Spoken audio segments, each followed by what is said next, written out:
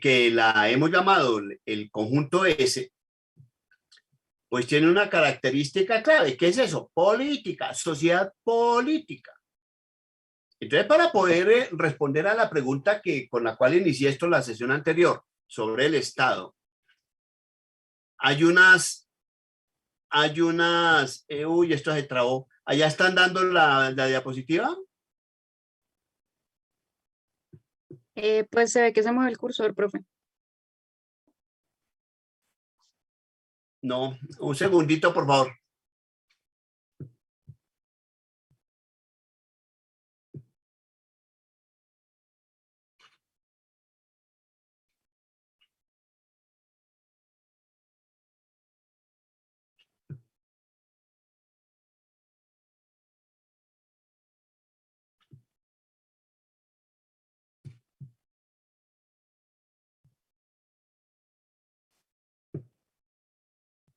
¿Se está viendo o no?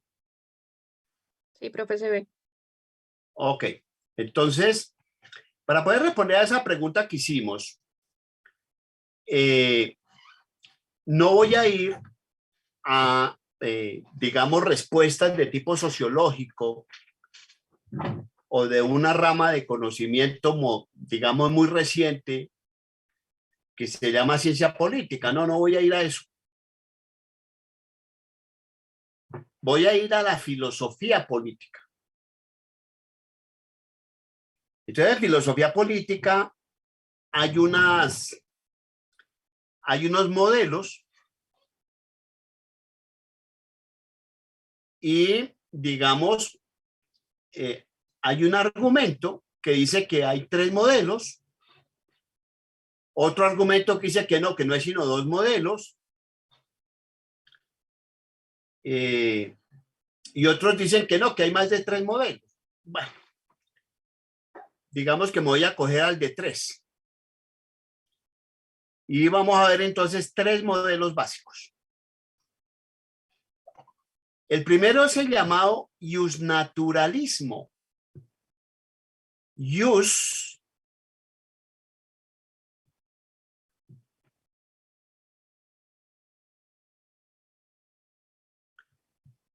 Lady, ahí se ve lo que estoy escribiendo.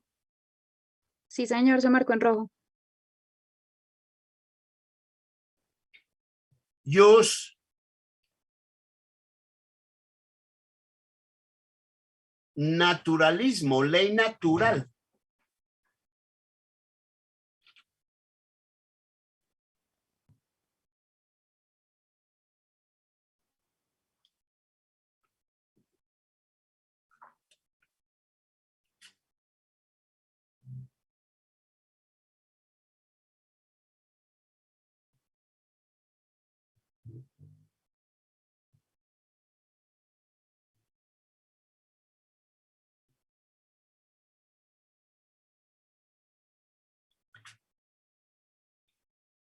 Este modelo nace en un momento muy específico, es un momento de contexto. Y eso explica un poco el nombre, porque hasta cuando nace este modelo, en la vida práctica, en la historia de la humanidad, se considera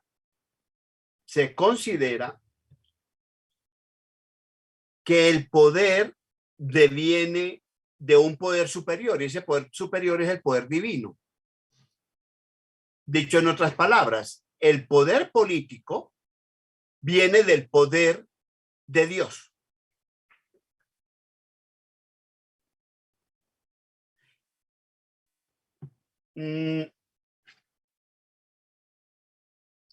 Lady, ¿se ve un texto por ahí? No, señor. ¿No se ve? Ahí en Ah, en la cámara, el código de Hammurabi.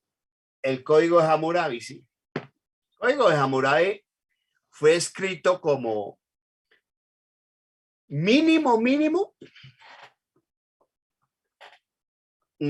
3000 siglos antes de nuestra era. Es decir, si contamos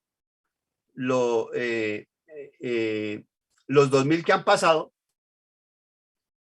pues estamos hablando de 5000 siglos antes de nuestra era. Esa vieja tradición que dice que pues el poder viene de Dios. Voy a leerles los primeros renglones de ese código. Comillas, dice lo siguiente. Cuando el sublime Anum, rey de los Anumkaku, en Til, señor de los cielos y de la tierra, el cual prescribe el destino del país, determinaron para Marduk, el hijo primogénito de Enki, la divina soberanía sobre la totalidad del género humano. ¿Qué nos está diciendo? Nos está diciendo que el Dios le entrega el poder a Enki, que le entrega la soberanía. ¿Sobre quién? Nada menos ni nada más que sobre el género humano. Bueno, el traductor al castellano utilizó, en mi opinión, un desliz, porque tradujo del babilonio antiguo, antiquísimo, una palabra la tradujo como país. Y quienes, obviamente, en ese tiempo no existían los países. Obvio que no existían los países. Un desliz de traductor. Entonces, los que conocen el babilonio antiguo dicen que esa palabra realmente debe traducirse como el universo. ¿Por qué hago esa anotación? Porque nada menos ni nada más está diciendo que hay un rey, alguien que tiene el poder soberano, que es el soberano sobre todo el universo. Claro, ¿cuál universo? Sobre el universo conocido de la época.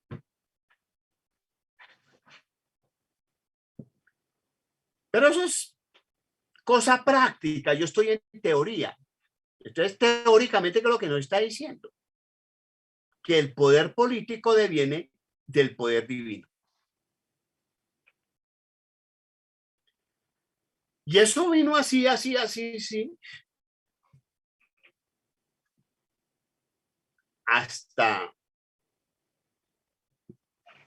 digamos, el siglo XVIII, porque ya en ese momento, en el siglo XVIII, ya se discutía ese concepto, ya había pasado el Renacimiento, estábamos en plena Ilustración.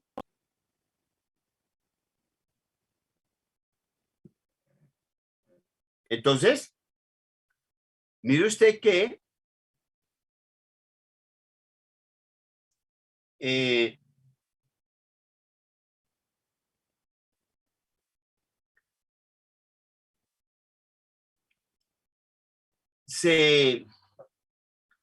se discute de dónde proviene el poder, quién le genera el poder.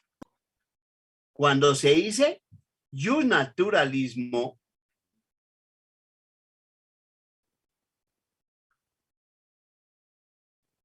se está diciendo es una ley natural, no deviene de ningún dios.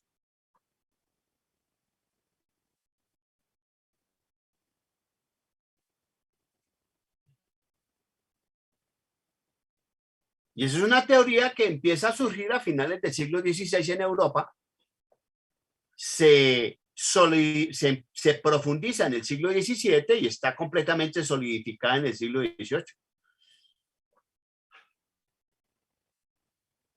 Entonces, ese modelo parte del hecho de que no es un poder divino, que viene de otro lado. Bueno, pues veamos de qué lado viene.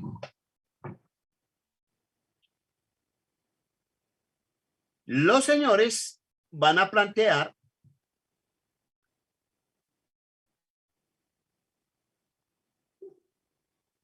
Lady, ¿se está viendo lo que estoy haciendo ahí? Sí, señor.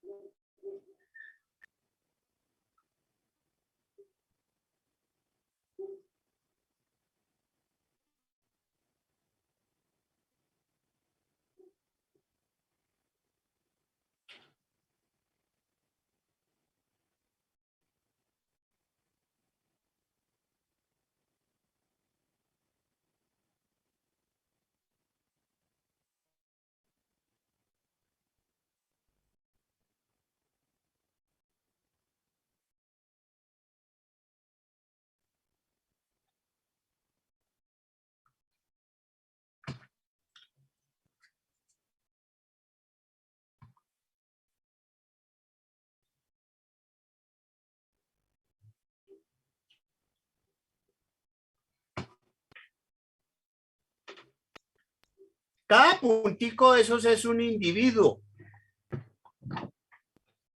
Hay unos pocos de individuos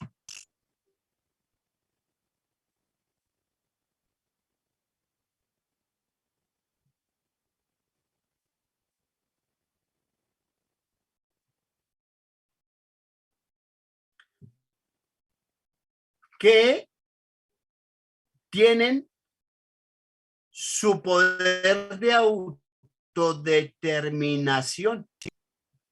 Es decir, cada uno de ellos tiene el poder soberano.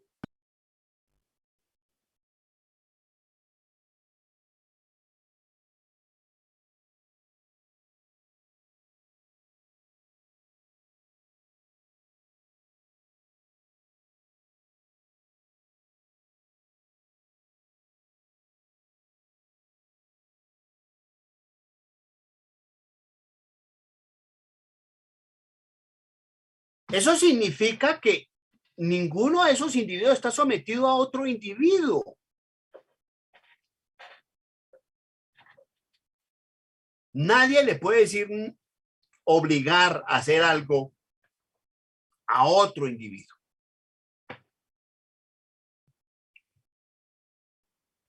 Pero esto tiene otra implicación.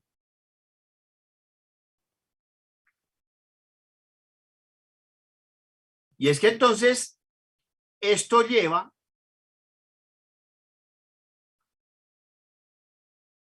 a que se tenga que sostener este poder soberano con base en un elemento importante, un elemento potencial, un elemento de potencia, más bien, las armas.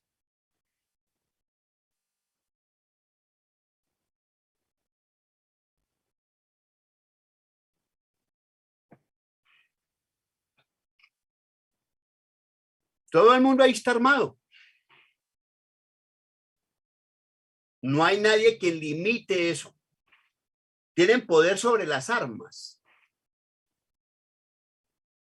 Entonces, ¿a qué lleva este modelo con esta lógica? Porque a todos estos individuos, al tener el poder soberano y poder sobre las armas, pues no necesariamente hay un alto potencial de conflicto.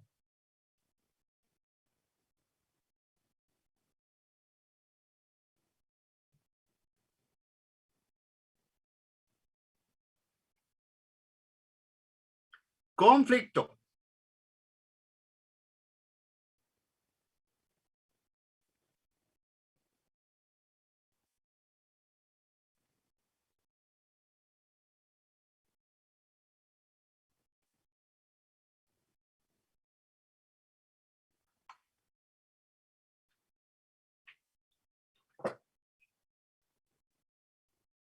Al tener cada uno el poder de autodeterminación y tener las armas, hay un elemento también ahí clave.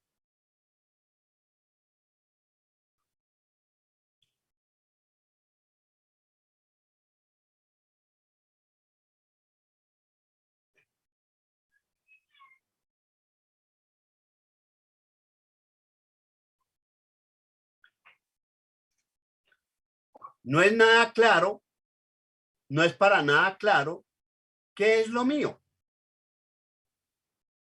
Julián Jaramillo. Sí, profe. ¿Qué me respondieron la sesión anterior sobre el tema del mercado? ¿Qué era el mercado? No sé, profe, no recuerdo. David Gracia, que entre otras cosas no lo veo en pantalla. Hola, profe, es que me toca utilizar la cámara del celular porque la de mi computador no funciona. Y Jorge Mario Amaya. Profe, creo que es por mi señal. Yo tengo la cámara encendida, pero es que tengo mucha intermitencia. Ok. Martín Rodríguez. ¿Qué se dijo sobre el mercado?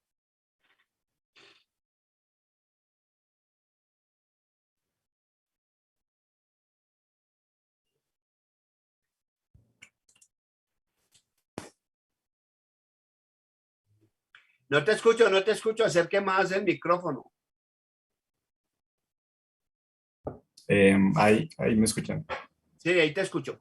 Me tocó desconectar los audífonos. ¿Qué pena? ¿Cómo era? ¿Cuál era la pregunta? ¿Qué se dijo sobre el mercado la sesión anterior? La sesión anterior. No estoy muy seguro. Bueno, de hecho, la verdad, no estoy seguro que dijeron mis compañeros. Lo que diría ahora sería mi concepción.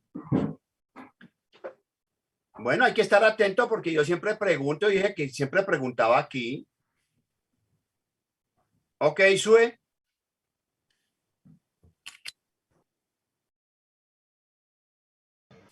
Hola, profe. Pues la sesión anterior estábamos hablando de las relaciones, entonces decíamos como que en el mercado se entablan las relaciones sociales. Recuerdo eso. ¿Pero qué era mercado según la respuesta de ustedes?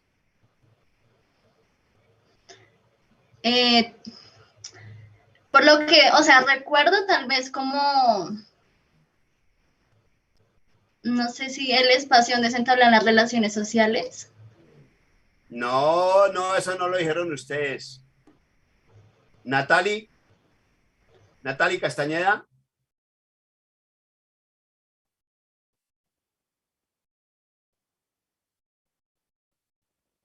Sí, profe, un espacio donde se intercambiaban los bienes y servicios. Ah, un espacio donde se intercambian bienes y servicios. Pregunta al curso. Si lo mío no es claro, ¿cómo voy a intercambiar lo que no tengo claridad que sea mío? ¿Tú qué opinas, Sofía? Sofía Castiblanco, no Sofía Pérez. Sí, pues sí, claramente hay que tener bien definidos los derechos de propiedad para poder intercambiarlos. En eso también se basa la existencia del mercado. Ah. Entonces, ¿aquí podría haber mercado? No, si no se tiene bien establecido qué es lo de cada quien, es imposible intercambiarlo porque pues habría confusión de cómo se tiene que hacer ese proceso. Bueno. Entonces aquí todos tenemos la autodeterminación, somos libres. Entonces los de este modelo dicen, bueno, pero eso como que no sirve de mucho. Porque usted tiene cosas o hace cosas para vivir bien. Pero usted no puede vivir bien. Usted tiene que cuidarse hasta de su propia sombra. ¿Por qué? Porque el conflicto, si ya no es real, es supremamente latente. Por eso, digamos, una de las discusiones de los autores de este modelo es si el conflicto es absoluto o es relativo. Pero si están de acuerdo que hay conflicto.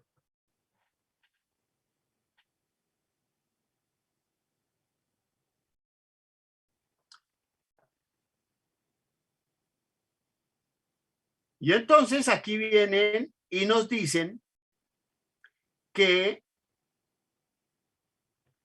cuando los individuos están así, están en un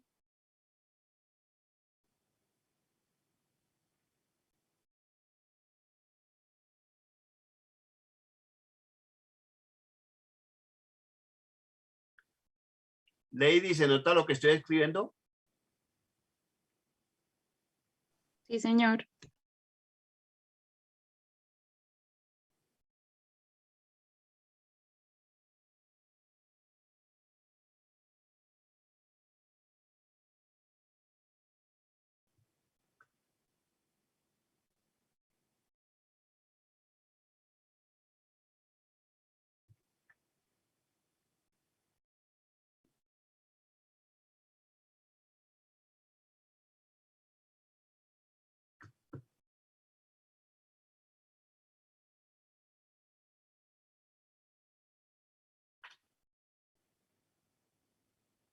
Ojo que ahí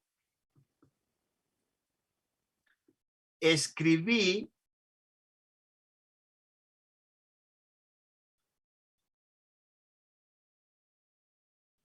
estado.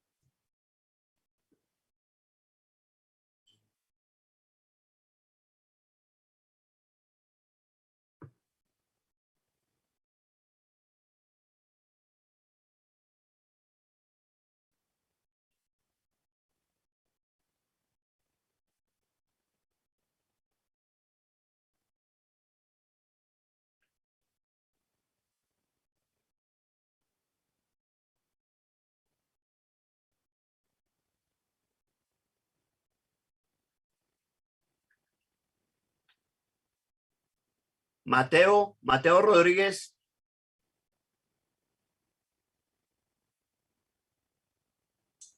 Sí, profe. ¿Qué diferencia ves en lo que acabo de escribir?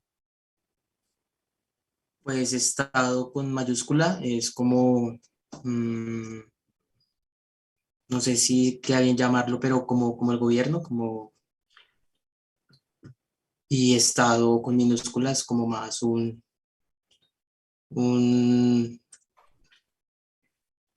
¿cómo decirlo? Como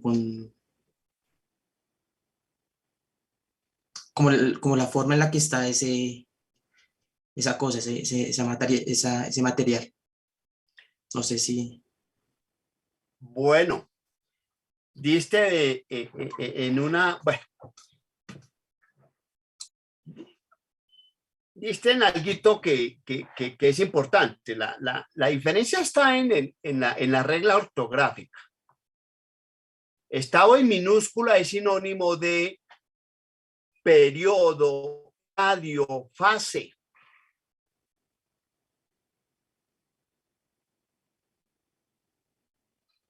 Estado en mayúscula es eso que pregunté en la sesión anterior.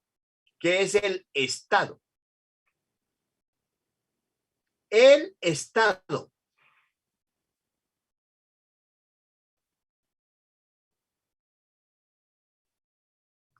¿Ok?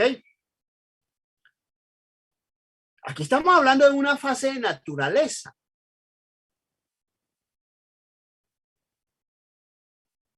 Entonces, ante la pregunta, bueno, pero entonces, ¿para qué te hace todo lo que hace y por qué tiene todo lo que tiene si no lo puede disfrutar? Si eso tiene sentido en la medida en que lo pueda disfrutar. Entonces, estos señores van a plantear en el modelo que estos señores, para poder disfrutar,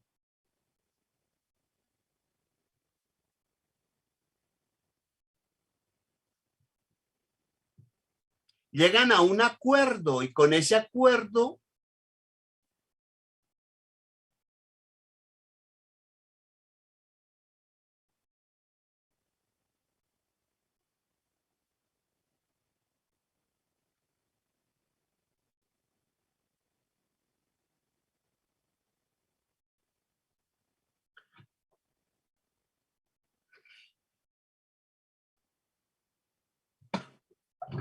tienen un contrato social. Permítame, hago un paréntesis cortico. Sigo insistiendo en que una cosa es Estado con minúscula, otra es Estado con mayúscula.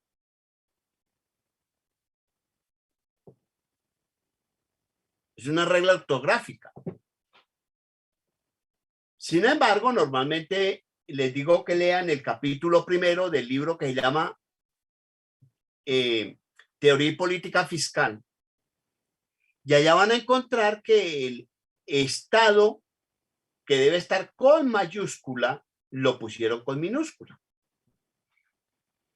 Y eso fue una discusión del autor con el editor, con la editorial. Finalmente el editor y la editorial decidieron que no, que eso era con minúscula y lo dejaron así. El autor está en desacuerdo con eso. Pero salió así impreso y quedó así. Eso es un error de ortografía. Entonces, en esta clase, siempre que yo hable de el Estado, es con mayúscula. Y en el parcial, si usted me lo escribe con minúscula, entonces me está diciendo fácil. Cuidado con eso.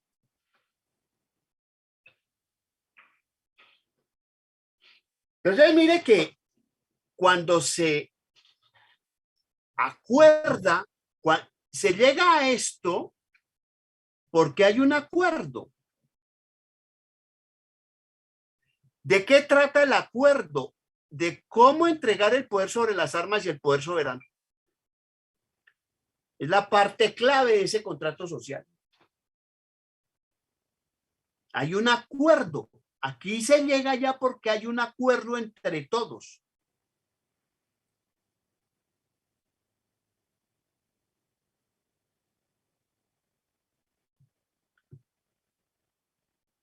Ahora, ¿ese acuerdo de qué se trata? Ese acuerdo es nada menos ni nada más que un acuerdo político.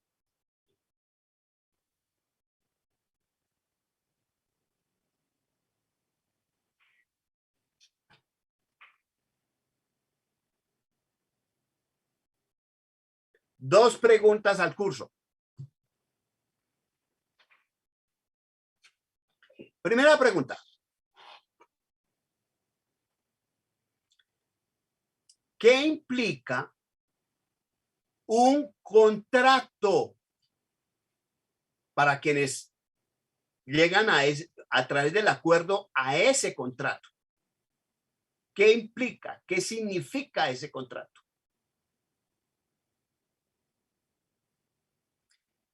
Pues, Ok. ¿Sí?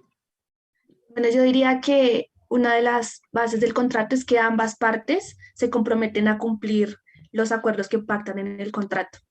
Creo que eso es Entonces, ok, Natalie. Entonces, ¿qué implica? pues que si el pueblo cede la soberanía de las armas a un ente que se va a encargar como de controlarlo. Momentico, Natalie, que escuché un concepto que me llamó la atención. ¿Quién?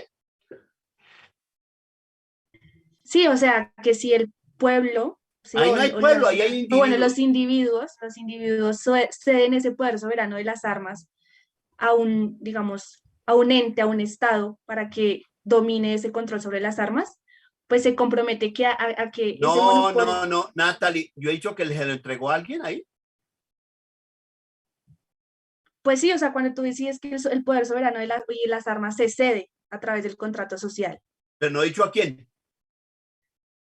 Bueno, pues a la parte del otro contrato que se ceda, pues cede unos derechos que antes tenía, ahora los cede. Eso es lo que Ok, quería de decir. acuerdo, eso, de acuerdo, estamos ahí de acuerdo. Sí, es que llegamos a un acuerdo, pero no político, sino académico. Ok, pero ¿qué implica?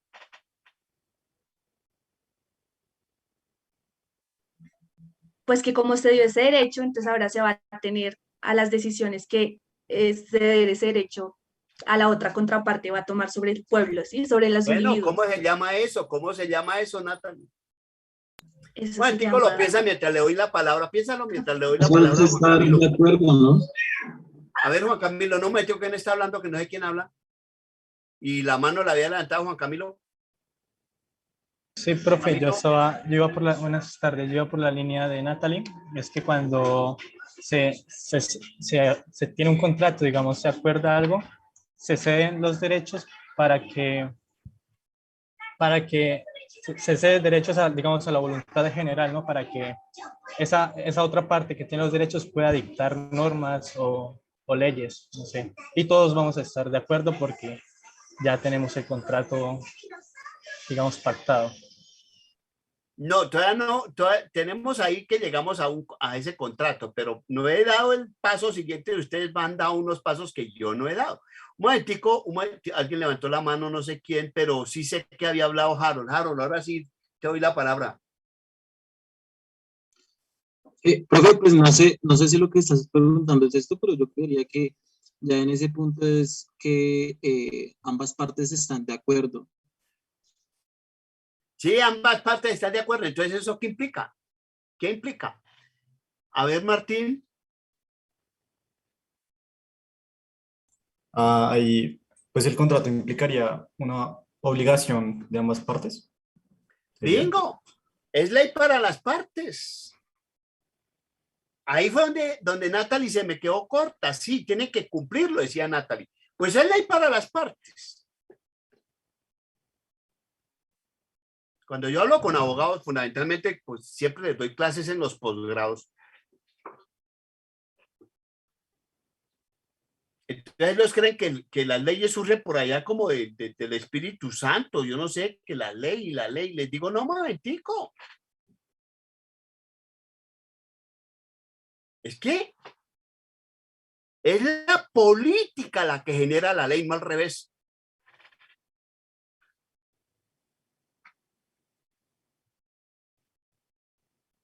Porque el acuerdo es político.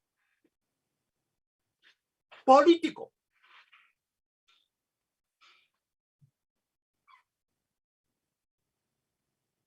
Si no hay acuerdo político, no hay ley. Así de sencillo. Y la clase anterior me hablaban sobre las instituciones y me decían que las instituciones formales e informales. Sí, las leyes. Pero es que antes de que surja la ley, está ese acuerdo político entre todo ese conjunto de individuos.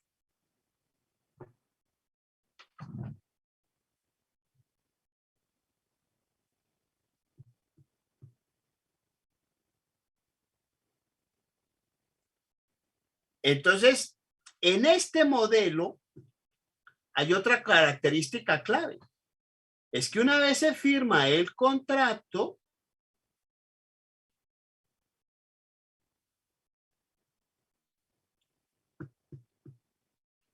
nos encontramos con una cosa muy importante.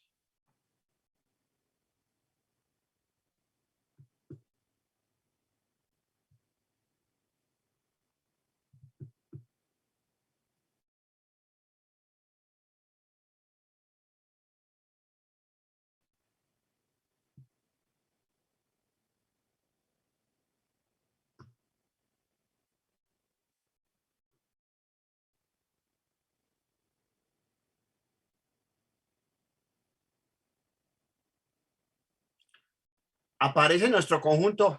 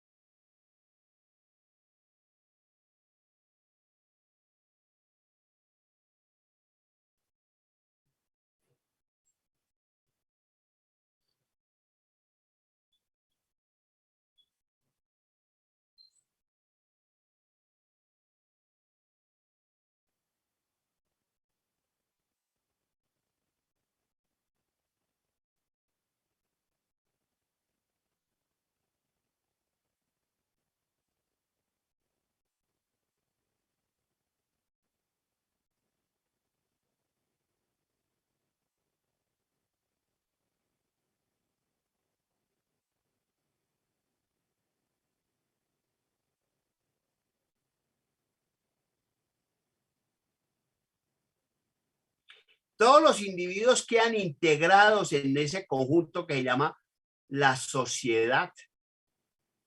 Observe que el contrato social, a diferencia de las opiniones que se expresaron hace un momento, pues crea la sociedad.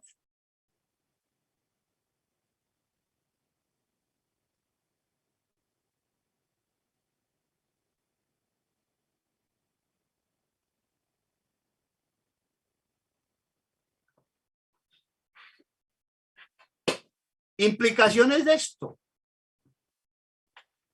Entonces resulta que este poder soberano, vía el contrato, pasa a la sociedad. Por tanto, la sociedad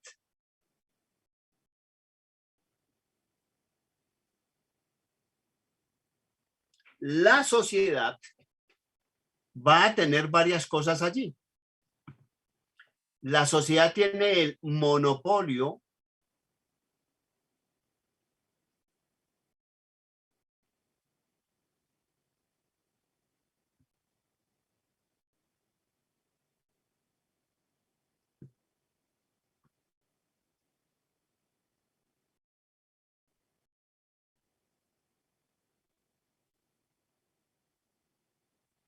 sobre las armas.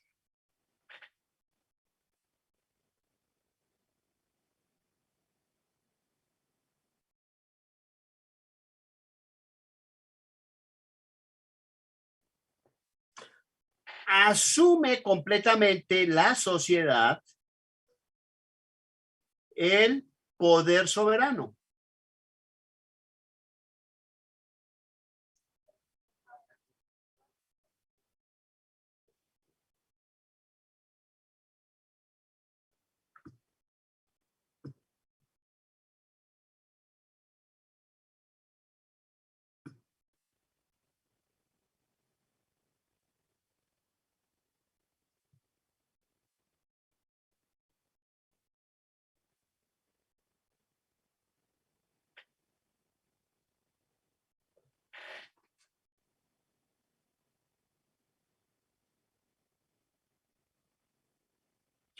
Pero en ese contrato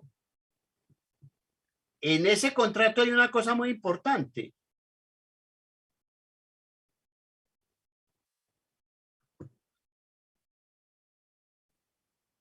Se delimita de lo mío.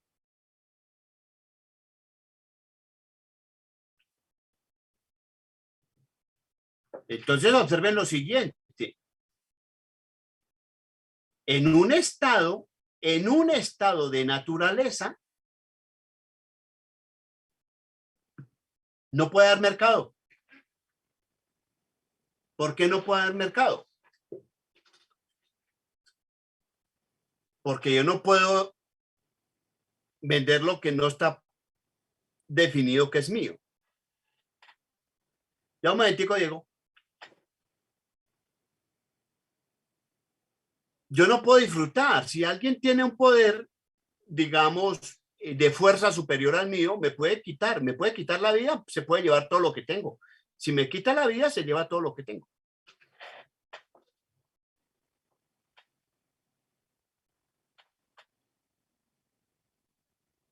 Entonces todo queda entrabado. Pero cuando ya entramos a esa sociedad, vía el contrato social, estos señores dicen que estamos en estado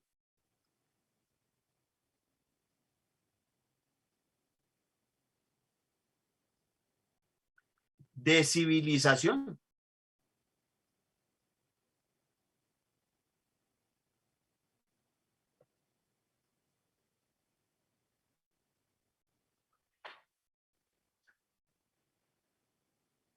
No en el sentido ese de dicotómico de bárbaro civilizado, no.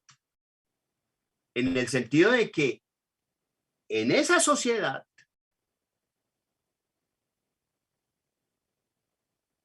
hay un sistema normativo que rige todo ese conjunto de relaciones sociales.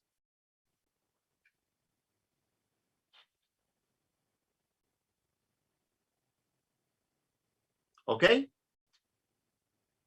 No es lo que yo quiera hacer, sino que de acuerdo a lo que firmamos en el contrato, yo puedo hacer unas cosas, no puedo hacer otras.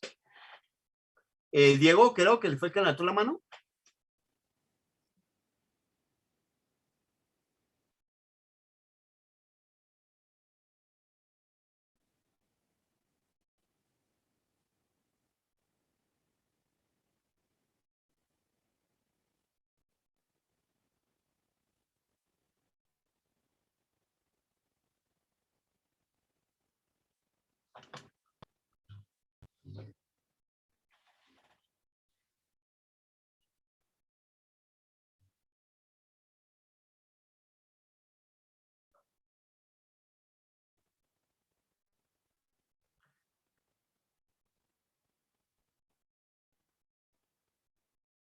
No, no, ningún individuo tiene poder de fuego. El poder de fuego lo tiene la sociedad.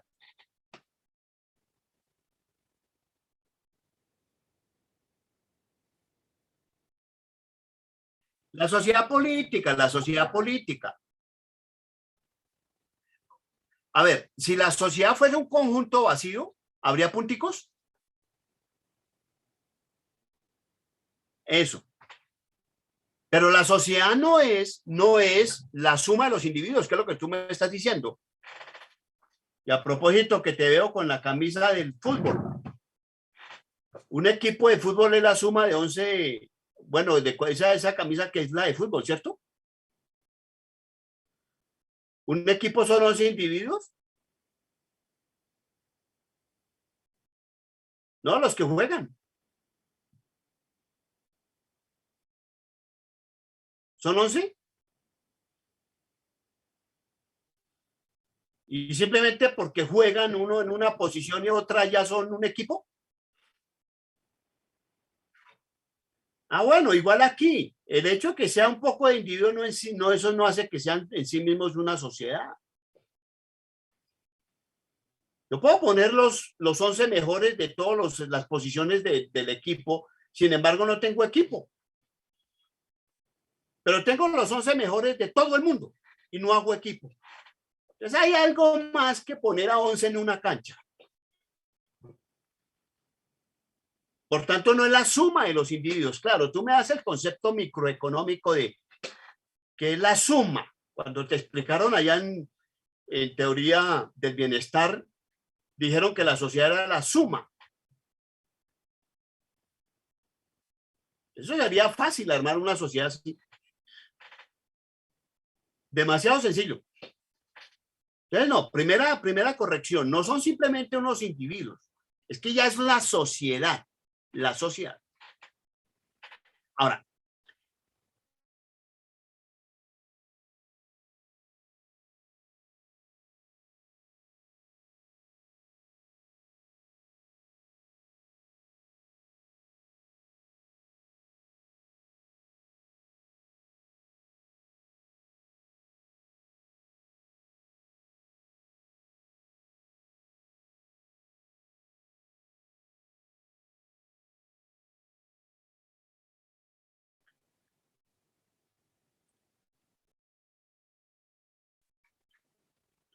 la clase anterior, cuando hice la pregunta,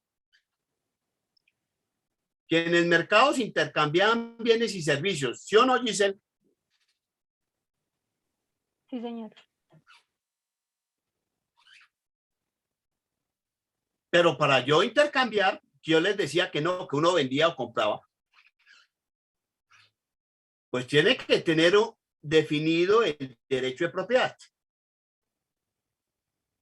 Entonces, ¿qué es lo que se compra y se vende en el mercado?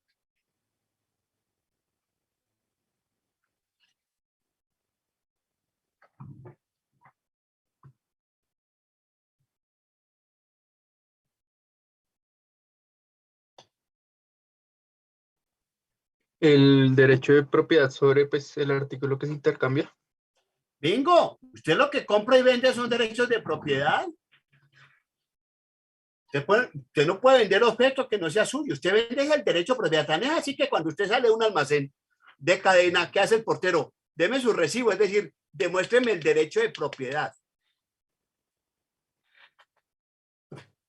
Ese cuentico de que venden bienes y servicios, pues no se lo creen sino los economistas. Se compra y vende derechos de propiedad. Ahora, ¿cuál es el otro punto ahí importante?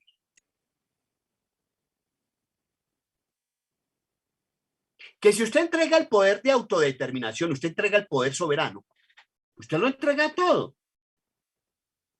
Usted pone a disposición de un tercero a quien se lo entrega, pone a su disposición hasta su propia vida.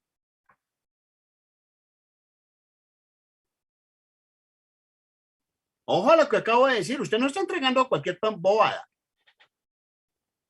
Se está entregando hasta su propia vida.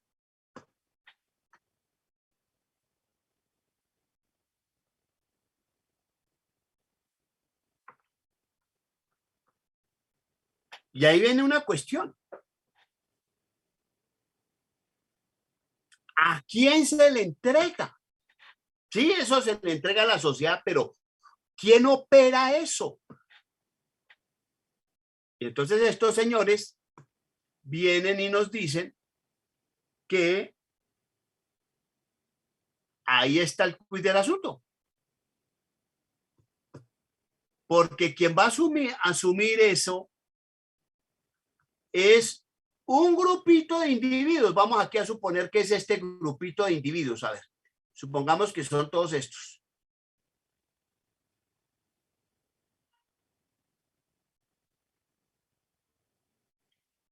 ¿Quiénes son esos individuos?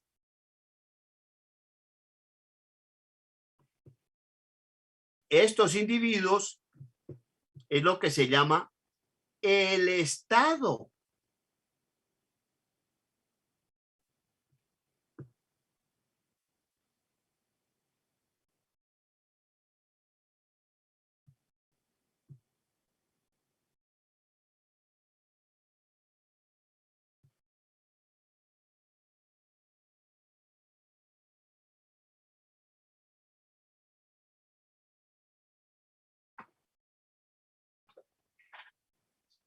Entonces, de acuerdo con este modelo,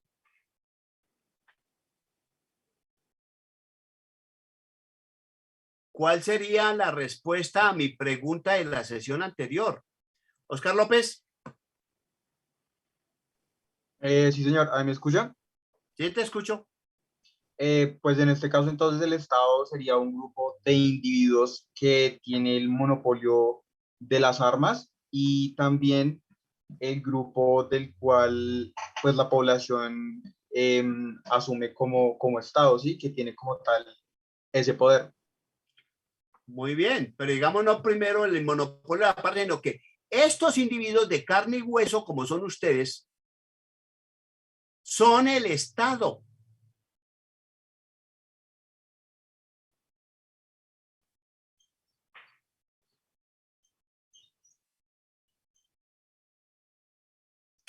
¿Cuál es la diferencia? ¿Dónde está la diferencia con respecto al grupo, al resto de individuos? Pues nada más ni nada menos que en que tienen el poder soberano, son los que tienen la potestad de utilizar ese poder soberano. Entonces estos, el Estado tiene el nada más ni nada menos que el poder soberano.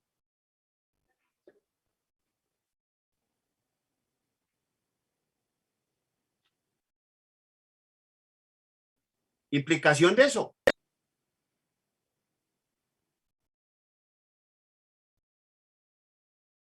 Que pueden decidir, por ejemplo, como tienen el poder soberano, son los que lo ejercen. Pueden decidir que se debe pasar a la guillotina o a la cámara de gas a todos los profesores de política macroeconómica.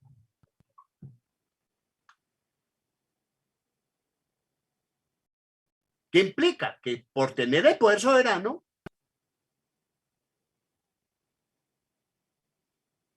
son fuente de ley. Entonces, si sale la ley número tal, o como decían en la sesión anterior, las instituciones formales no caen del cielo. Las instituciones formales las hacen un conjunto de individuos que tienen el poder para poder emitir esas leyes. Entonces, ¿qué sucede ahí? Que si esos tipos dicen, pásense a la guillotina a todos los profesores de política macro, pues bueno, la ley es dura, pero hay que cumplirla. Ustedes se quedarían sin profesor de política macro.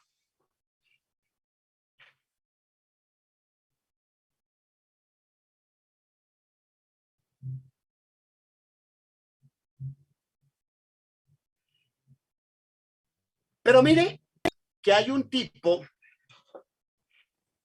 un naturalista clásico, que escribió un articulito en la enciclopedia, a ver si me están entendiendo, José Gamarra. Sí, señor. Cuando hablo de la enciclopedia,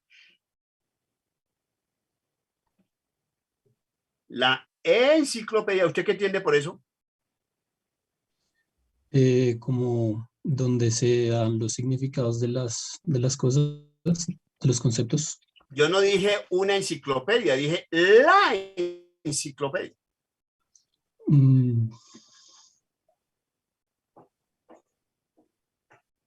Y además lo que me respondió corresponde a la definición de diccionario. No sabría, profe. ¿No? Recuerde que una enciclopedia lo que hace es reunir de manera temática elementos de conocimiento. El diccionario es el que define. Bueno, el diccionario de definiciones, porque está el diccionario de antónimos, el de sinónimos, etcétera. Bueno, no sabe. Valentina Muñoz. Profe, yo creo que se refiere a Rousseau, la enciclopedia, pues, enciclopedia francesa, ¿no? Me imagino. Sí, señora, me hago referencia a ese producto del pensamiento humano revolucionario para su época. Y sí, señorita, hablo del señor Rousseau. El señor Rousseau escribió un artículo ahí que se llama Economía Política. Por casualidad yo estoy en economía, ¿no? ¿O estoy en qué? ¿En humanidades? ¿Ustedes son de humanidades o de economía? Economía. Supongo que todos se lo han leído, supongo. O son economistas de primera y segunda derivada. Y cuando les quitan la primera y segunda derivada no saben qué hacer, quedan desnudos.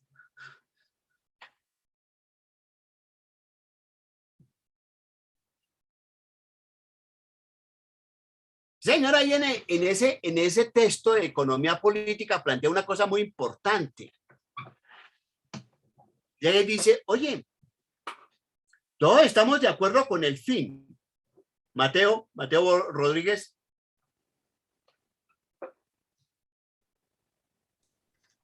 Sí, señor. ¿Cuál es el fin?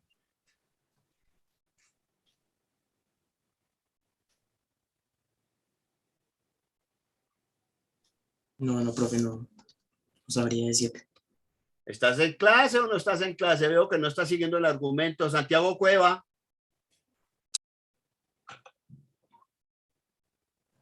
Sí. ¿Cuál es el fin? Creo que la conservación de la sociedad. Ramsés. El contrato social, tal vez, profe. No, el contrato social es el medio para el fin.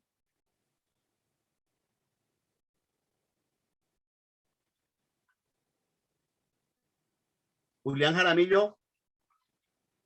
Sí, profe, el bienestar de la sociedad.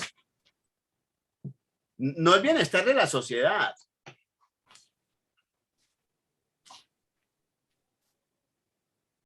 Pues es vivir en sociedad, en estado de civilización, para poder disfrutar de ese, digamos, bienestar, aunque ellos no utilizan el concepto de bienestar individual. Porque si estamos en estado de naturaleza, no podemos disfrutar de eso. El fin es vivir en estado de civilización para poder disfrutar.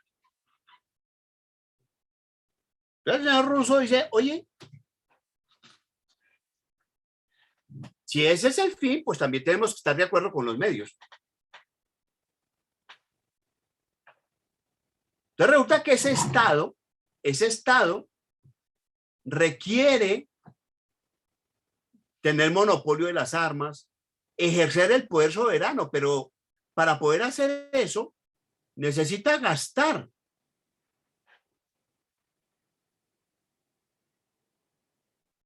Y si estamos de acuerdo con que gaste,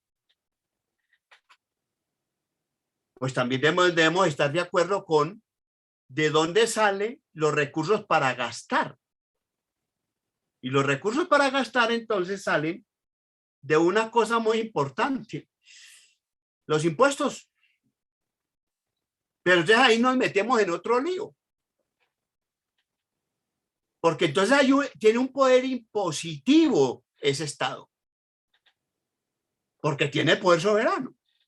Entonces, ¿cuál es el lío que detecta Rousseau? Hombre, si el Estado asume el poder soberano a nombre de todos, pues podía expropiar a todo el mundo. Porque tiene la potestad de la imposición. Y va a argumentar que la libertad de los individuos la defienden. Es fácil de defender. Pero la defensa de la propiedad ya es complicada. Que es fácil él dice textualmente, usurpar. Que si es fácil de usurpar, pues, ¿en qué quedamos?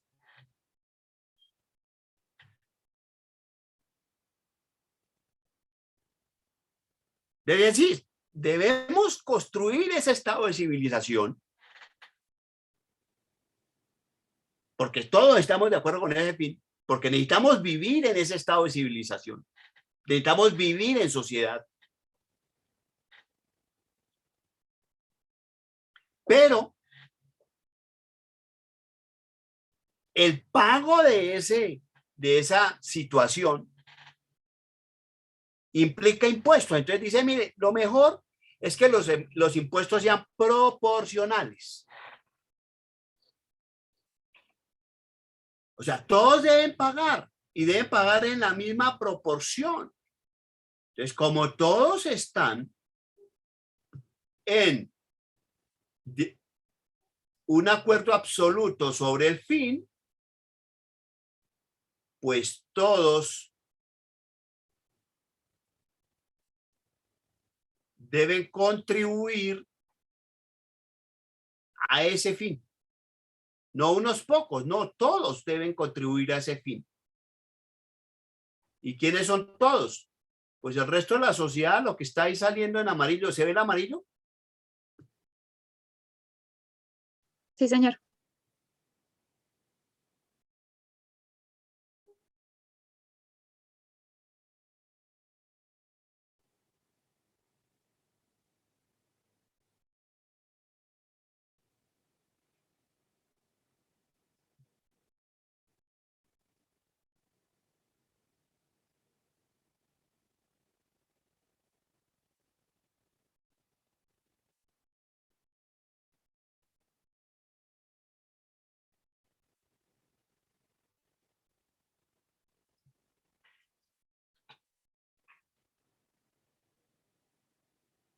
Impuestos proporcionales. Pero claro, cuando estamos hablando de impuestos, estamos hablando de lo siguiente. Resulta que esto que es lo mío,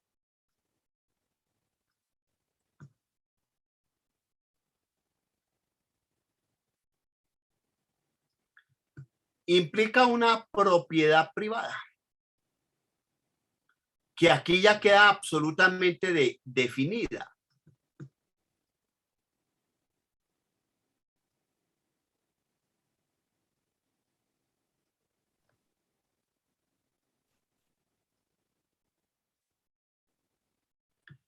Pero esa propiedad privada queda, digamos, desde el punto de vista de estos autores, en riesgo frente al poder soberano.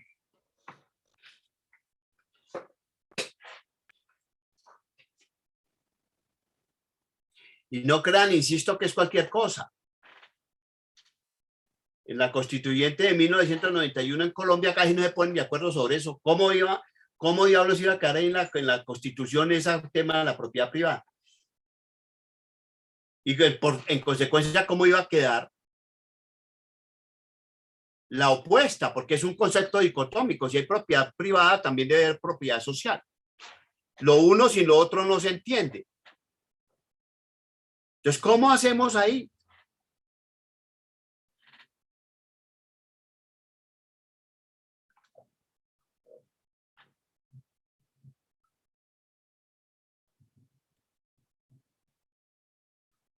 Ok. Valentina Muñoz. Sí, profe. ¿Usted le quedó claro qué es estado de civilización y qué es estado de naturaleza? Pues yo creo, cierto que no le gusta la palabra, creo. Digamos que sí. ¿Que sí? Bueno, entonces, ¿hasta cuándo llegó el estado de naturaleza? O sea, ¿real o quiere que...? Ok, según lo que hemos visto, entonces hasta que se hizo el contrato social y todas las personas ingresaron a ese contrato y pues se fueron organizando. Bueno, ¿y cuándo sucedió eso? Pues, profe, la aparición del Estado, digamos No, que yo no pregunté la aparición del Estado, dije que hasta cuándo llegó el estado de naturaleza entonces. Ocho, ¿cuándo apareció el contrato social? en tiempo, no sé, Mm. no lo dijiste. Ah, entonces, entonces, ¿de qué estamos hablando? Pues por eso te digo, o sea, no diste un tiempo específico, dijiste el contrato social apareció cuando se cedieron esas soberanías a el Estado, al soberano, y ahí pues empezó la vida, digamos que la paz relativa. Entonces te pregunto, sí,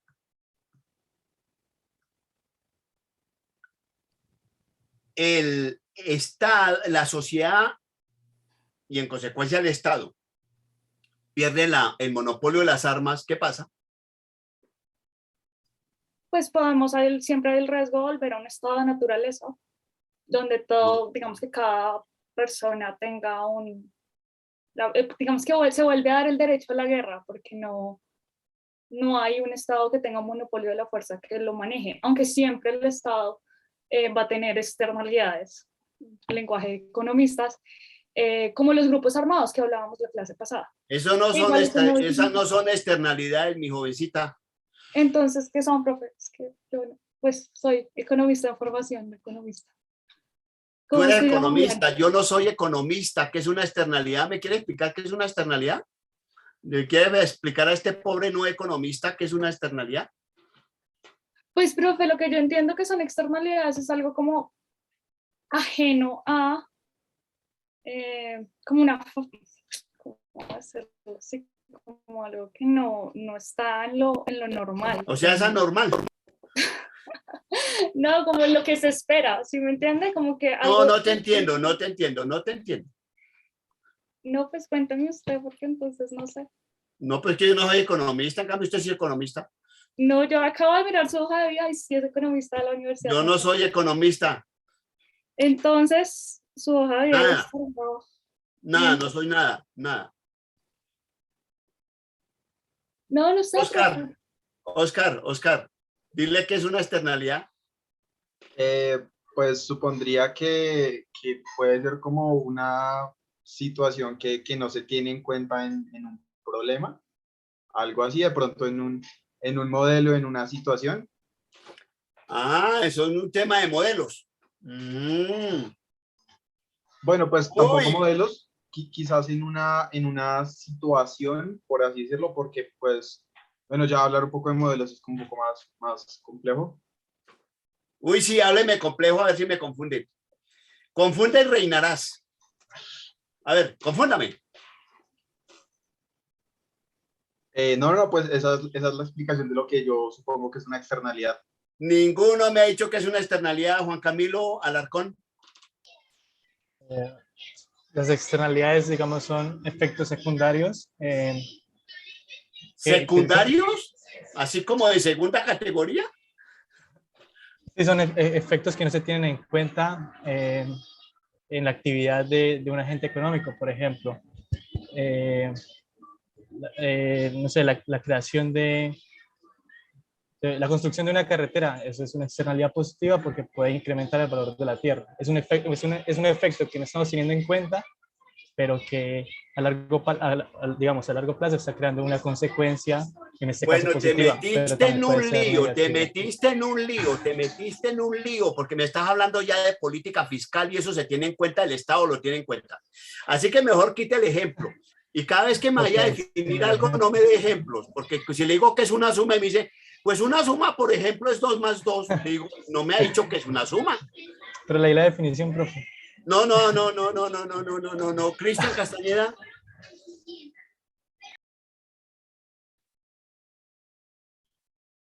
Cristian Castañeda, la una, ¿está o no está en clase? Cristian Castañeda, las 2. Cristian Castañeda, las 3. Por favor, alguien que conozca a Cristian Castañeda le dice que se le acaba de bajar la nota de la primer parcial. Ok, David Gracia. Pues económicamente yo entiendo una externalidad o un choque externo cuando hay un cambio. Maestro, ¿estamos hablando de choques externos o de externalidades? Lo estaba entendiendo como por un choque externo, profe. No, yo no pregunté un choque externo. Valentina, ¿tú qué dijiste? ¿Choque externo o externalidad? Externalidad.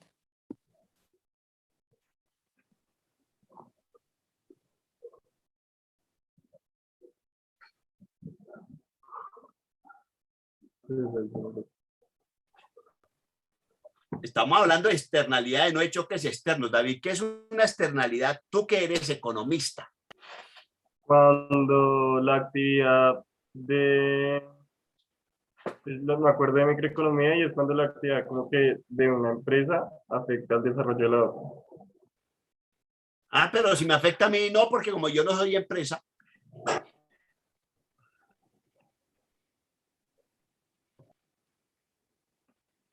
Fran Antonio. Yo pensaría que sería algo que es ajeno a un contrato. O algo que ¿Cómo que no te un entendí? acuerdo. A los efectos adversos o positivos que están fuera del contrato de un acuerdo. Pero David acaba de decir de una empresa, es decir, la producción, pero en la producción, comillas, no hay acuerdo. Entonces, ¿cómo diría ahí?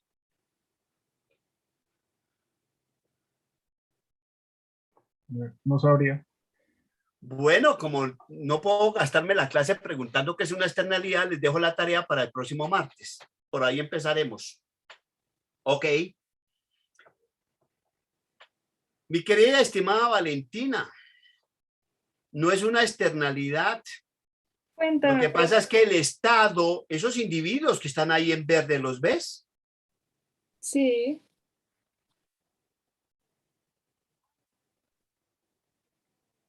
Van a tener otros individuos de esa misma sociedad o de otra sociedad que le van a disputar ese poder soberano.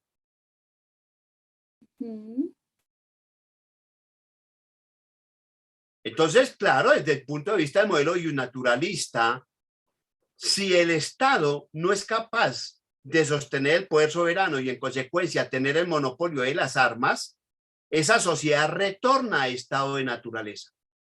Entonces tu respuesta está bien, no es que sea, entonces llegamos hasta el siglo tal en estado de naturaleza, no, es una situación que se puede dar en cualquier momento. Cuando el Estado pierde el poder soberano y pierde el monopolio sobre las armas. Si yo le preguntara a un naturalista, bueno, ¿y cómo ves el caso colombiano? ¿Estamos en estado de civilización o estado de naturaleza? Dice, no, pues en estado de naturaleza. ¿Por qué? Porque ni tiene el poder soberano, ni tiene el monopolio sobre las armas, tiene unos monopolios parciales.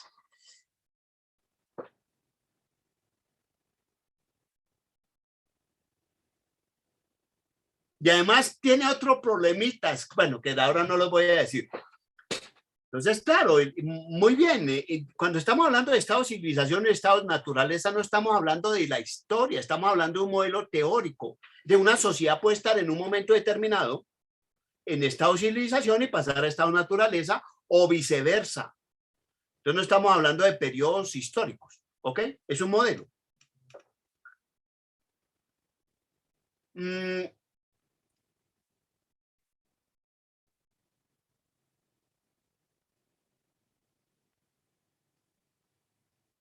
Lady, ¿se está moviendo allá las diapositivas? Sí, señor.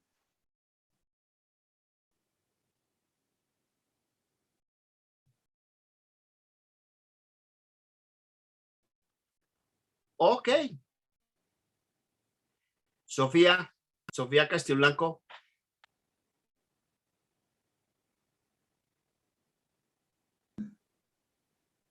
Sí, señor.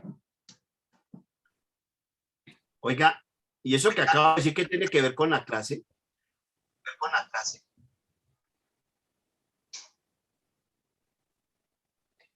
Y de política macroeconómica, tenemos que establecer primero quién establece la política y empieza por el Estado, ¿no? ¿Me pregunta que si sí o no? No, señor, estoy afirmando. A ver, afirme.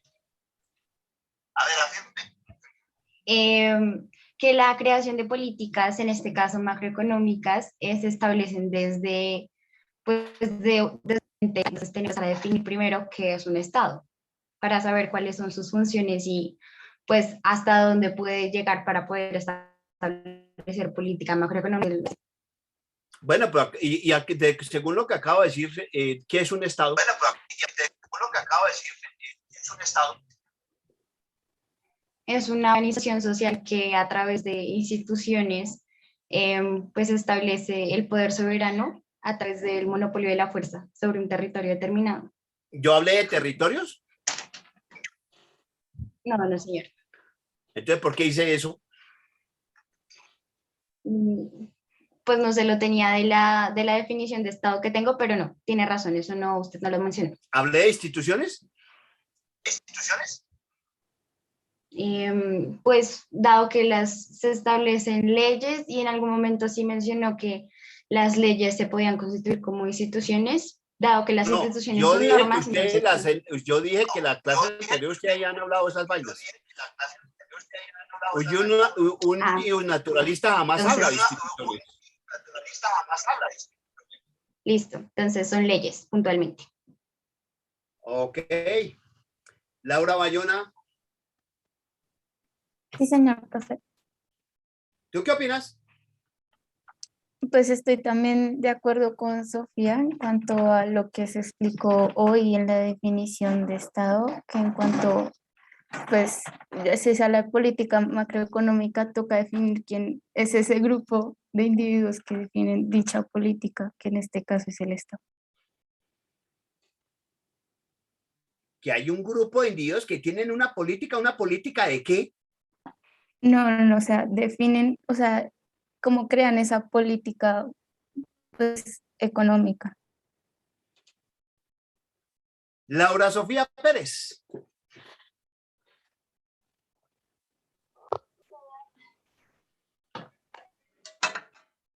¿Y tu opinión? Bueno, pues estoy de acuerdo con con mis compañeras que es necesario pues entender qué es el Estado para pues, saber quién es, o sea, porque puede imponer leyes o políticas económicas en una sociedad. Y pues la razón es porque tienen un poder soberano y un monopolio de las armas. Ah, es porque tienen un poder soberano. Es porque son el poder soberano.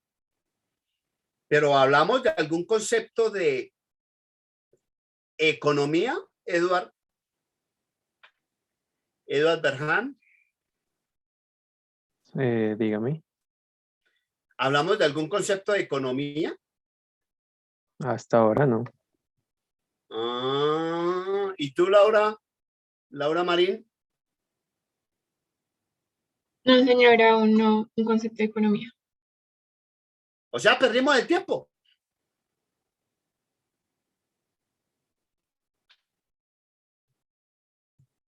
¿Sí o no, Laura? ¿Perdimos el tiempo? No, no, señor.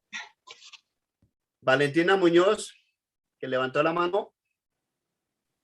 Profe, pues yo creo que todo iba a explicar por qué, pues la razón de la tributación, ¿no? Y de los impuestos.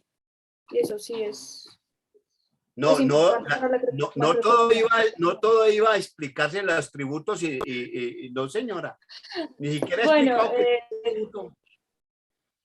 Yo expliqué otra cosa, yo expliqué cómo surge el Estado y qué es el Estado. Eso fue lo que expliqué. ok, profe. Pues yo creo que los impuestos es lo No me interesan tus creencias, porque tú puedes creer que hoy es domingo. Y no vamos a llegar a ningún acuerdo porque tú crees que hoy es un día y yo creo que hoy es otro día. Entonces, no me interesan creencias.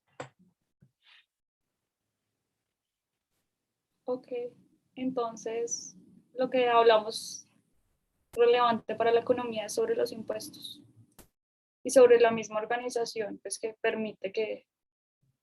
Bueno, hasta donde tengo entendido, a todos ustedes en macro les dijeron gasto e impuestos. Y les colocaron una G y una T.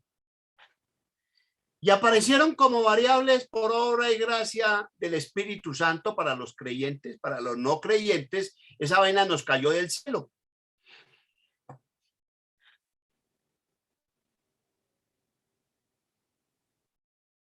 ¿O sus profesores de macro les dijeron de dónde han salido esas variables?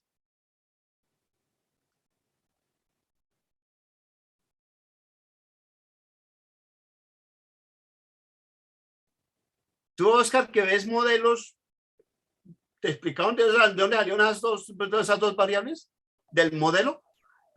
No, pues en mis cursos de macro que he visto no me explicaron de dónde salían. Simplemente se asumían... Pero ahí está en el modelo. Correcto, sí, se asumían como parte del modelo de las ecuaciones. Ok, y sacamos la primera derivación, ¿no?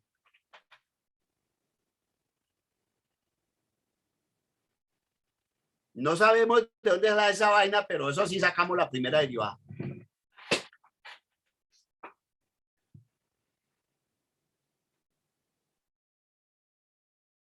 Rescato dos elementos claves que me dijeron de las respuestas. Uno, que observen que sin poder soberano no puede haber política económica.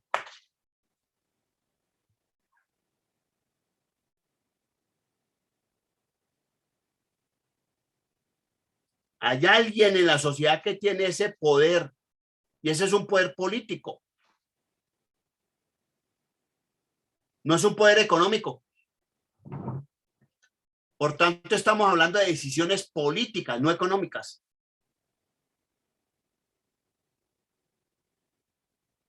De entrada, la variable gasto y de entrada, la variable tributación son decisiones políticas.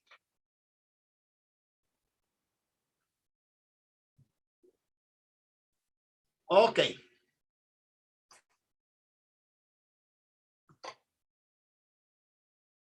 Entonces esto sí tiene que ver con la clase y tiene que ver con lo que estamos explicando.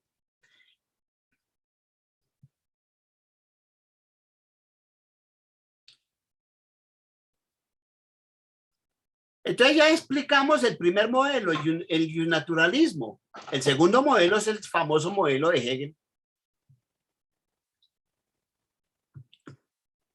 ¿Cuál es el argumento de Hegel? El señor Hegel se pone bravo y dice, no, señores. Señores naturalistas, ustedes están pifiados.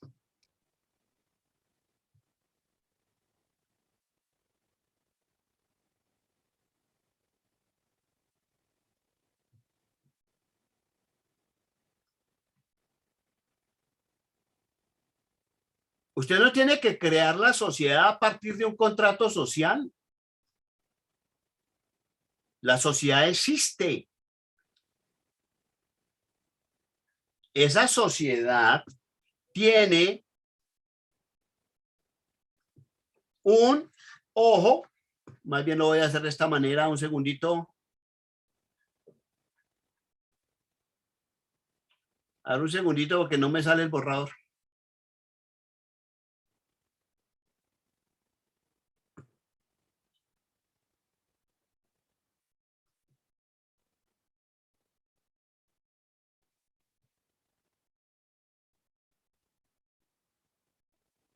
Profe, qué pena, pero es que no me quedó clara una cosita. Dime. Es que acabas de decir acabas de explicar el naturalismo, pero no que el naturalismo era como algo, un poder divino que se emanaba como bueno, la persona que dirige un país o bueno, lo que sea. Pero entonces lo que acabamos de ver, pues es un contrato social donde está pues el Estado. Entonces no entendí ahí cómo, o sea, ¿por qué dijiste que lo que acabamos de ver es el naturalismo? Porque es el modelo naturalista. No entendiste, fue el principio. No, o sea, es que tú habías explicado que emanaba de un poder, o sea, que digamos, era un poder divino. No, señora, no entendió. Ya vuelvo y repito un segundo. Por favor, profe, gracias.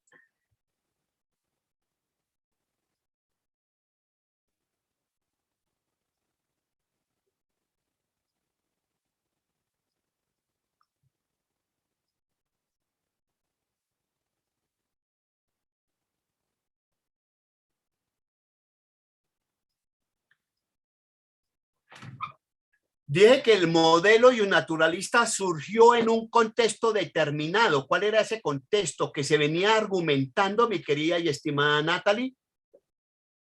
Que el poder surgía del poder divino. Entonces el nombre ius, ley, natural, no viene de ningún poder divino. ¿Y entendió de dónde viene el poder entonces?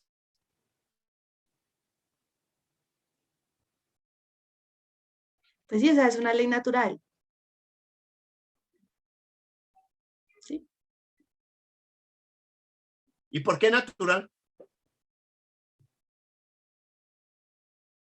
Porque no se crea en la sociedad, es algo que ya está. No, eso no lo dicen los naturalistas. Yo he dicho que eso lo dicen los naturalistas. No, o sea, a ver, me preguntaba, digamos que los naturalistas dicen que el poder, digámoslo, la relación, bueno, sí, el poder emana de una, a ver, ¿cómo decirlo? Como de Dios, ¿sí?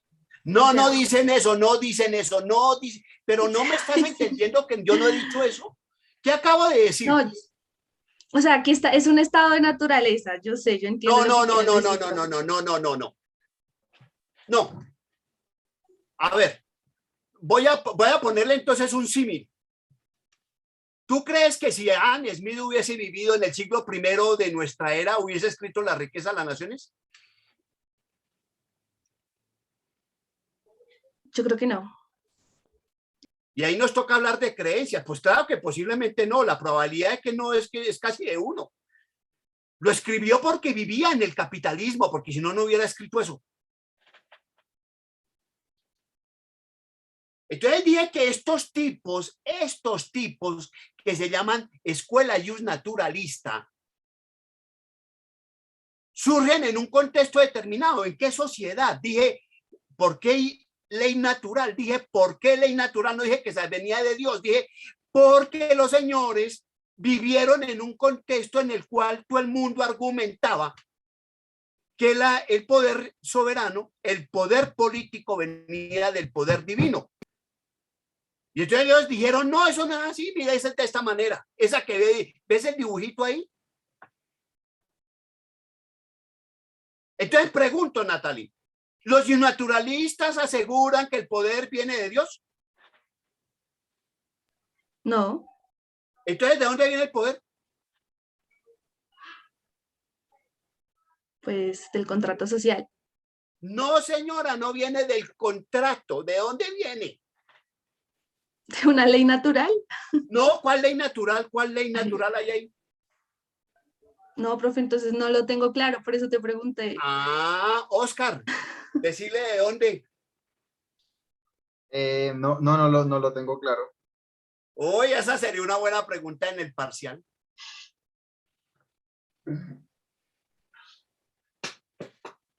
Julián Solano. Sí, profe. ¿Cómo te digo, Alejandro? Julián. Sí, profe. ¿De dónde? Pues el poder vendría dado desde la naturaleza, desde el estado de naturaleza. No. Ahora sí, un momentico que también Juan Camilo levantó la mano, pero primero creo que la levantó Diego, ¿cierto?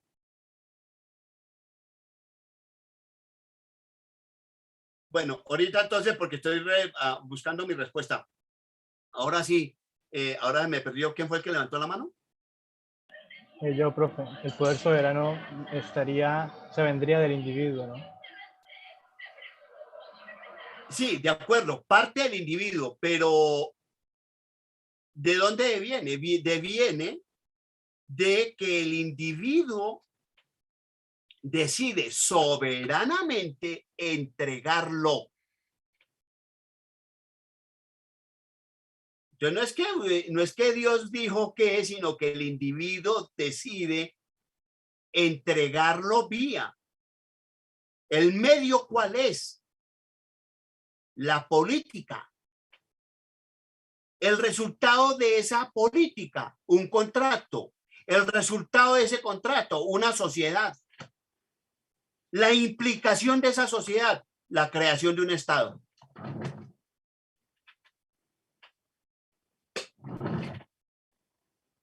Ahora sí, tu pregunta.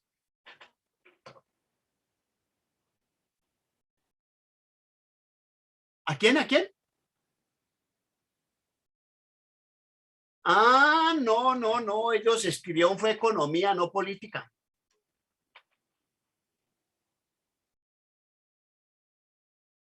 No. Ellos no escribieron política.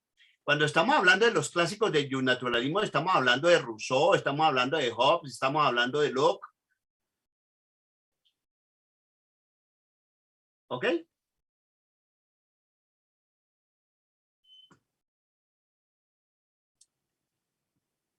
Bueno.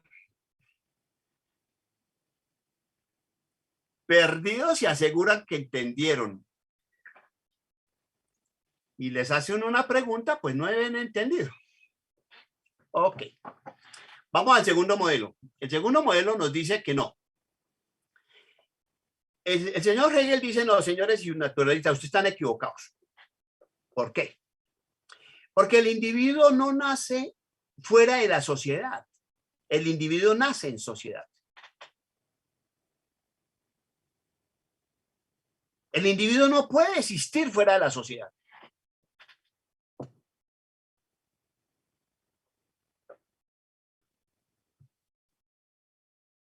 Dale, Leonardo. Sí, profe. Si no es una infidencia, ¿tú nos podrías decir si hoy almorzó? No, señor. ¿No almorzó? ¿O no es una infidencia? Ah, bueno, sí, yo sí almorcé hoy. Ah, bueno, ok. Si no es una infidencia, pues, y con todo el respeto, nos podría decir una de las cositas que almorzó. Carne. Carne, muy bien.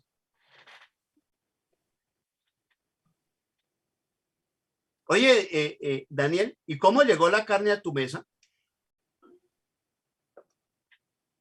¿A qué se refieren?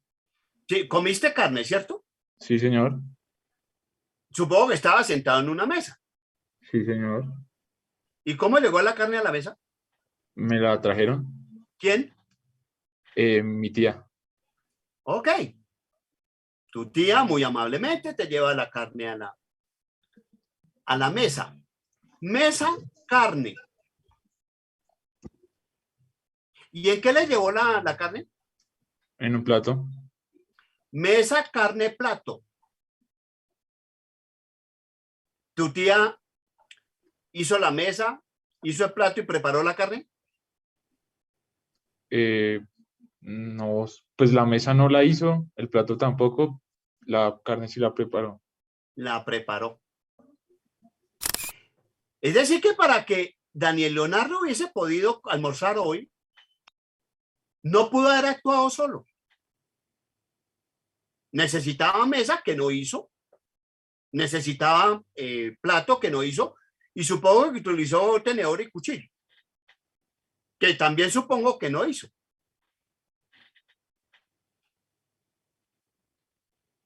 Ahora, ¿de dónde obtuvo su tía la carne?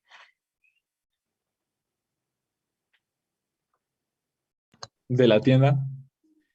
Luego alguien llevó la carne a la tienda. ¿De dónde le llevarían la carne a la tienda, Daniel? No sé, me imagino que la persona que mató la vaca, no sé, no estoy seguro. Es decir, del matadero. Y entonces alguien tuvo que haber matado la vaca o el toro. Pero la vaca o el toro tuvo que haber salido de algún lado.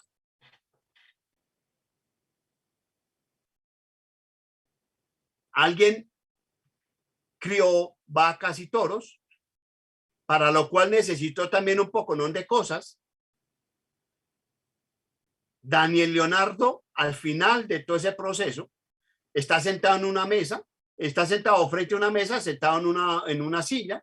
Alguien hizo la silla, alguien hizo la mesa, alguien hizo el plato, el tenedor, el cuchillo. Y la tía preparó. Y la tía preparó, supongo, en una sartén, en una olla que alguien hizo. Y utilizó fuego que llegó de alguna manera. Entonces resulta que el simple almuercito de Daniel Leonardo, ¿qué significa? Significa varios elementos desde el punto de vista del señor Hegel. La primera es que satisfizo una necesidad individual. Almorzar, comer, alimentarse.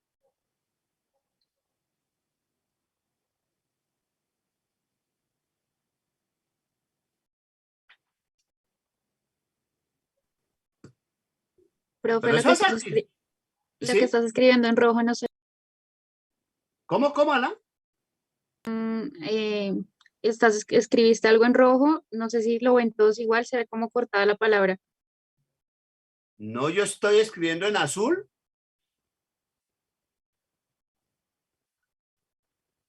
Escribí individual, ¿sí? Sí, No sé, señor. profe, yo solo veo el conjunto, la S de sociedad, una línea abajo y abajo de unas letricas rojas como cortadas. Dice necesidad. Tienen que Sistema de configurar el necesidades papel. dice ahí. Bueno, entonces permítame, hago lo siguiente.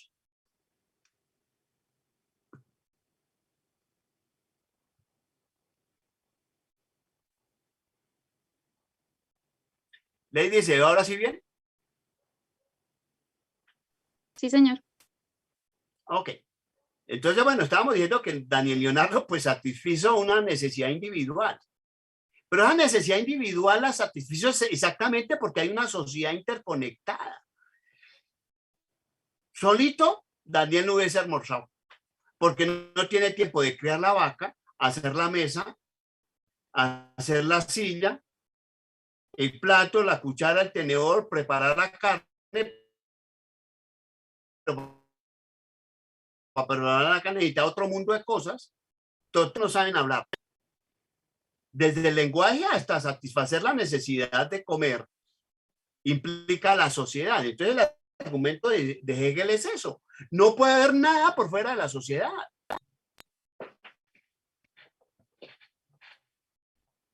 Ya pueden ir pensando en su modelo de micro. El individuo soberano, soberano. Solo se muere.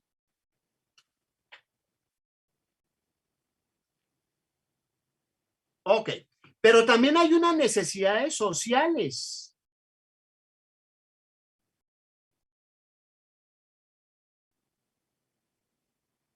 Del conjunto de la sociedad. De todos los individuos visto en conjunto.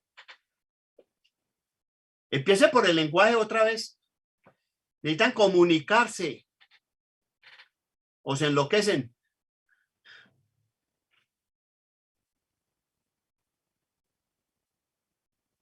Necesitan expresarse en sociedad. No tan solo en materias de lenguaje, sino en términos de todas las relaciones sociales. Primer elemento. Segundo elemento, el señor Hegel dice, bueno, no hay que crear la sociedad, ni defunda la sociedad, ya está.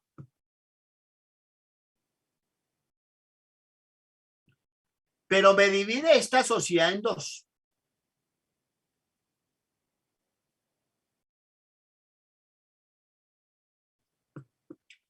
La sociedad política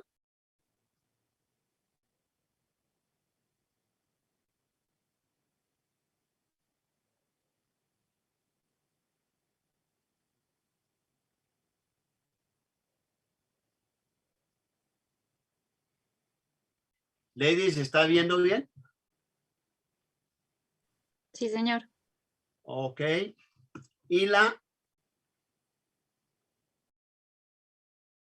sociedad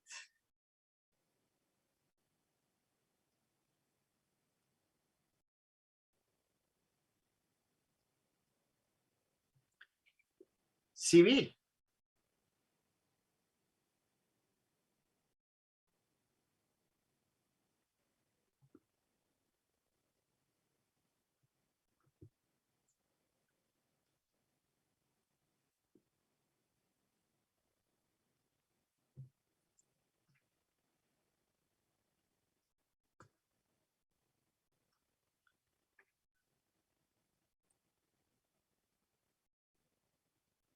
Él llama sociedad política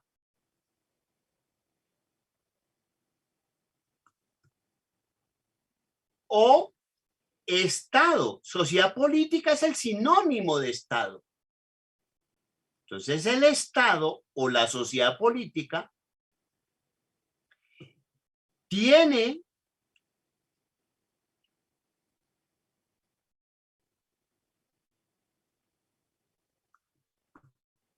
la responsabilidad de defender el interés general.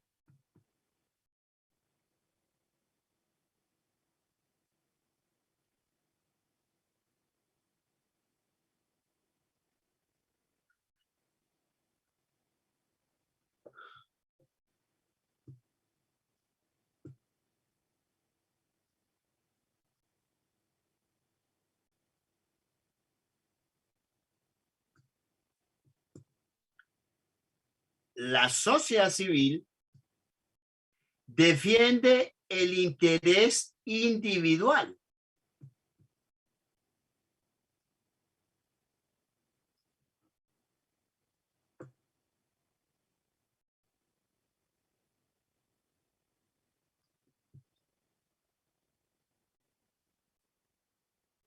¿Se está viendo bien? Sí, señor, y quedan 10 minutos. Ok, gracias.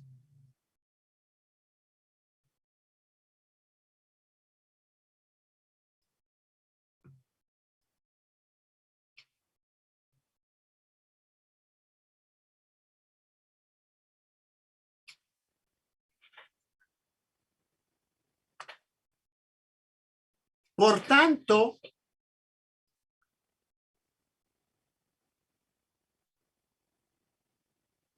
la sociedad civil tiene toda la responsabilidad y todo el derecho de,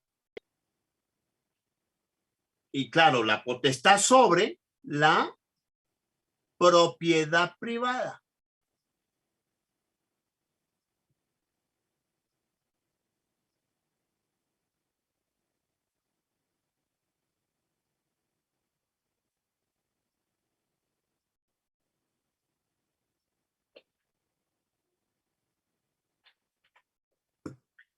En cambio, el Estado, su responsabilidad se limita a la propiedad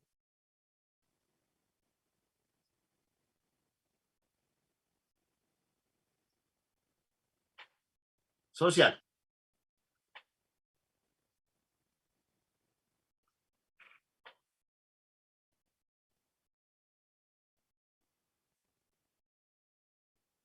¿Dónde está la fortaleza? ¿Dónde está la vehemencia del señor Hegel en la defensa del Estado?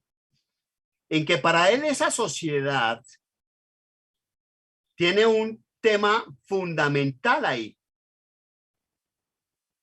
Y es que la sociedad política garantiza a toda la sociedad dos elementos fundamentales. El Estado cohesiona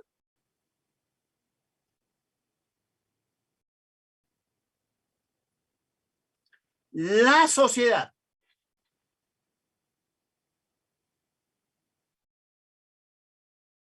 Sin Estado no habría cohesión social.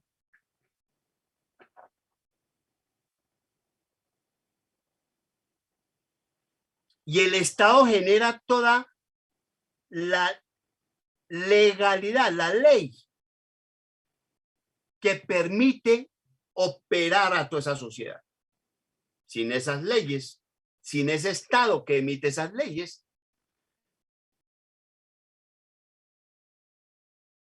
esa sociedad sería una anarquía más o menos. Sería sociedad, pero sociedad anárquica. Por eso si hay algún defensor del Estado se llama Hegel. No lo busque en otro lado, fue el gran defensor de la presencia del Estado. Sin ley, satisfacer el sistema de necesidades, tanto sociales como individuales, se volvería todo un complique, en opinión del señor Hegel. Entonces, pues eso hace que el señor Hegel pues plantee toda la defensa. Punto 1. Punto 2. Sin embargo, mire usted dos anotaciones.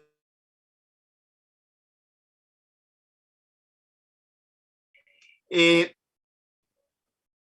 señor Hegel, en sus obras obviamente fueron en alemán, y la palabra en alemán de sociedad civil es Bürgerstaat, Estado burgués.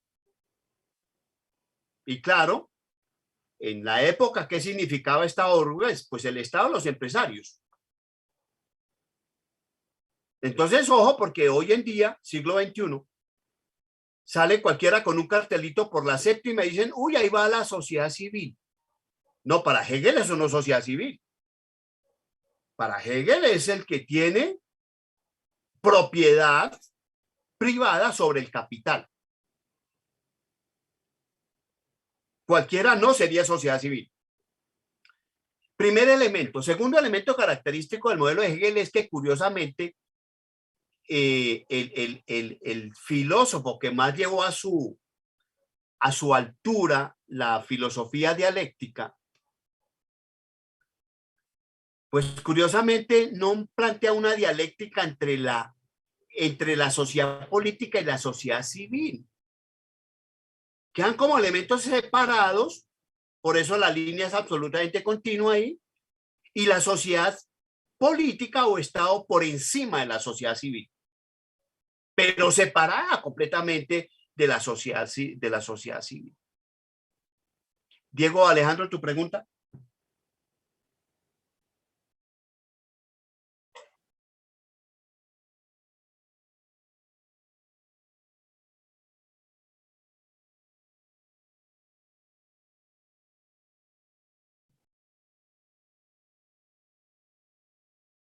No, ahí hay poder soberano, lo tiene el Estado. No lo dije porque pues no necesitaba construirlo, sino que simplemente el Estado aparece como una subdivisión social que tiene el poder soberano, porque el Estado es el que tiene el poder soberano, y se impone por que está representando el interés de la sociedad, el interés general. Entonces todo el mundo está de acuerdo, pues que se defienda el interés general. Y eso...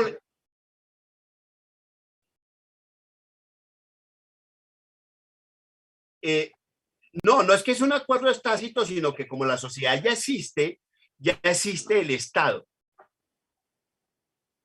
¿Sí? No se llega a través del conflicto, sino que ya está, porque es el que defiende ese interés general y el que se impone también a través de la ley. Juan Camilo. Profe, al ser la sociedad civil en donde se vale, digamos, el interés particular y está la propiedad privada, entonces es donde se realizan las relaciones económicas, ¿no? Sí. Sería en esta parte de la sociedad en donde se satisface ese sistema de necesidades, o también en la sociedad política. ¿O solo depende de la sociedad civil? No, observe que, bueno, lo primero que dijo, muy bien, entendió la cuestión. En la sociedad civil se realiza todo el hecho económico, pero ese hecho económico quedaría sometido a lo que diga el Estado en términos de norma, de la ley y de la cohesión social. Punto 1. Punto 2. La cuestión de esa sociedad civil, que como muy bien lo dijiste, pues ahí se realiza todo el hecho económico, pues permite satisfacer algunas necesidades sociales y las necesidades individuales. La otra parte de la sociedad, es decir, la sociedad política, satisface una necesidad social. ¿Cuál? Tener una sociedad cohesionada, vivir en sociedad. ¿Ok?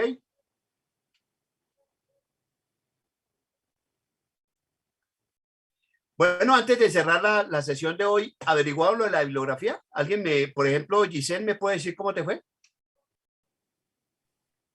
Pues sí, profe, pues digamos de que yo investigué el primer texto que es Estado, Gobierno y Sociedad, el libro, Sí, y sí. solamente encontré los capítulos 2, 3 y 4, encontré el primero, y quería preguntar si era requerido leer todo el libro.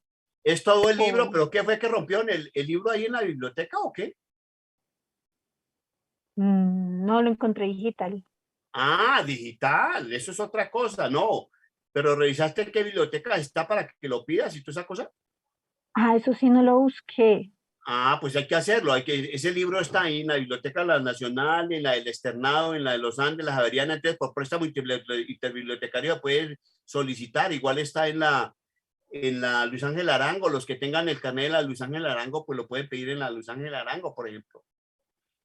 Ok. Ah, ok, sí, sí. Laura Sofía.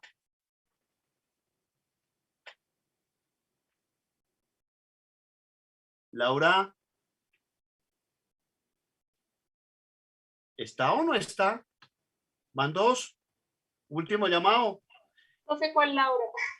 Laura Sofía Pérez, no hay sino una. Hay otra Sofía, pero es Sofía Castiblanco. No, profe, soy otra Laura Sofía. Y hay Laura, pero Laura Bayona, pero Laura Sofía. Dije Laura Sofía, no hay sino una tú. Pues, profe, yo encontré todo en PDF, menos un texto. Ah, pero lo consiguió todo en PDF. Sí, me falta solamente el de Economics, volumen 3. Pero, a ver, ¿todas las lecturas las consiguió ya o unas pocas? No te entendí, Laura. Pues todas las lecturas obligatorias que tienen las el consiguió. asterisco, las conseguí en PDF, menos una. Okay. ¿Cuál no consiguió? El de Economics, volumen 3 de Ok. Oscar López. Profe, yo conseguí el libro de Estado, Gobierno y Sociedad, pero no revisé el resto de bibliografía. Ok, bueno, entonces de momento queda el del volumen 3. Ok. ¿Consultaron Moodle?